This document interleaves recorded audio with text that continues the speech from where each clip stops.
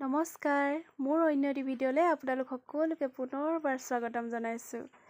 এয়া আজি ঘৰত অকলশৰীয়া বেটি আৰু মই যিহেতু মাৰ ঘৰত আছোঁহি আৰু মাৰ ঘৰত অকল মা আৰু ভাইটিহে, তাকো ভাইটি থাকে শিৱসাগৰত, মা ঘৰত অকলে থাকে। এতিয়া মই আছোঁহি যিহেতু মা আৰু মইহে থাকোঁ। মা গৈছে তিনিচুকীয়ালৈ, মানে মোৰ তিনিচুকীয়াত যোনজন বৰ্তা আছিলে তেওঁ ঢুকালে, তেওঁৰ আজি কাজ।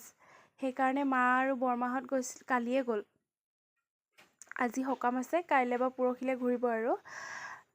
আমি দুজনী অকলে আছোঁ, কিন্তু কালি ৰাতি থাকিবলৈ গ'লোঁ, নবৌহঁতৰ ঘৰতে থাকিলোঁগৈ, ঘৰত নাথাকিলোঁ, তাতে থাকিলোঁগৈ বাৰু।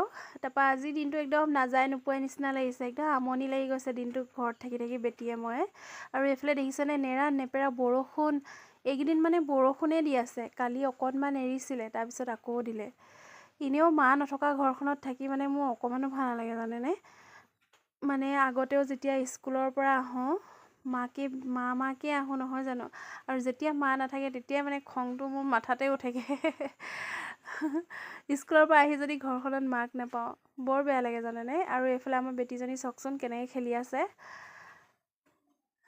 আজি মই দীঘলীয়া ভিডিঅ' এটা বনাম বুলিয়ে ভাবিছিলোঁ দেই, কিন্তু আমাৰ বেটিয়ে শুবলৈ আমনি কৰিলে। তাৰপিছত আৰু বোলো নবনাওঁ দে, যিকণ বনাইছোঁ সেইকণে অকণমান যেনে তেনে এডিট কৰি পেলাই দি দিম। ভালকৈ এডিট কৰিবও নাজানো, কিন্তু আপোনালোকে যদি পিছলৈ মোক ছাপোৰ্ট কৰে তেতিয়া এডিট কৰিবলৈও শিকি ল'ম, নহয় জানো।